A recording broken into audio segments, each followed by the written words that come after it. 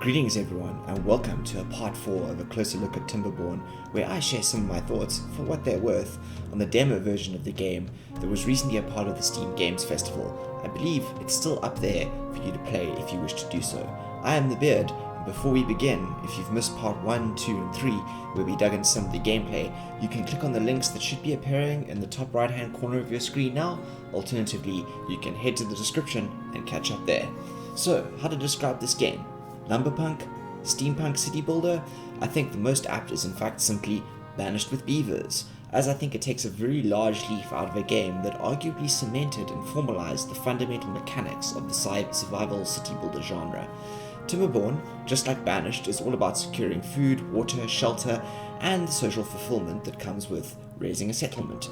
Except this time, instead of taking charge of a group of Homo sapiens, we take charge of a clan of beavers. And just like us, they need all the things we would need, with the added new focus of building dams.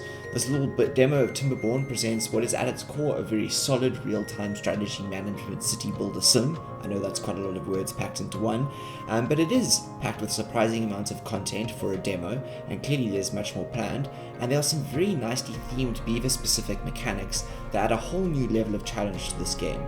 Many beavers will perish. Trust me, keeping them alive is no small task. As mentioned, Timberborn borrows heavily from the many management city builder sims that have come before it, and aside from the obvious Spanish comparisons, there are elements of the Anno series in there. I particularly like the heavy focus the game takes on seasons and planning ahead for the changes between wet and dry periods of the year.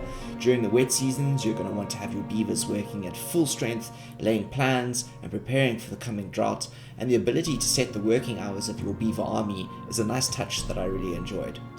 It also has a similar feel to Caesar 3, although like I said, it replaces the humans with beavers.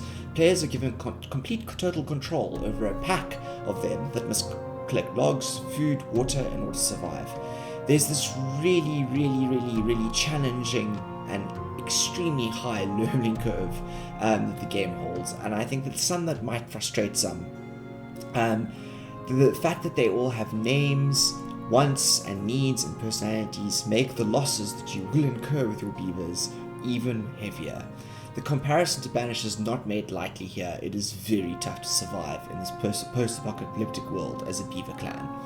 There's so much to enjoy about this game, even in its current form. There are multiple buildings to build and construct, and features that are locked from the start that require science points to produce is a nice way to tackle a tech progression tree. Aside from basic building like houses, food and water, some buildings also require power to operate, and before you know it, you'll have a network of roads, gears and power lines to run it all. This kind of reminds me of the elements you have to indulge in with games like Factorio, etc. etc. On the surface, all of this actually sounds rather simple, but in practice, and particularly during my time with Timberborn, and especially if you watch the part 1, 2 and 3, you'll see that I managed to kill more than a few beavers. In fact, killed way more beavers than I kept alive.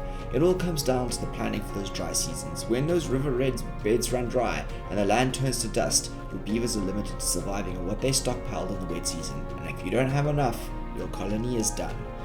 Apart from the gameplay, I think this has been developed gorgeously, and the design is wonderful. I ran into absolutely zero bugs or issues at all.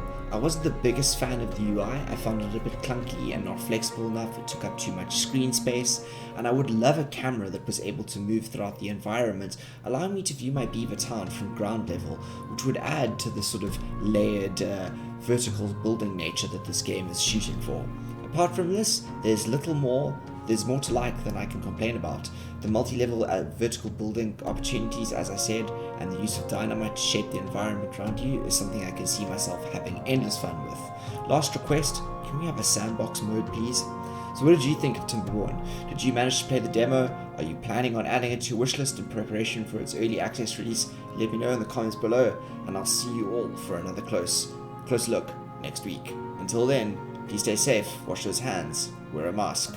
I'm the Beard, signing off.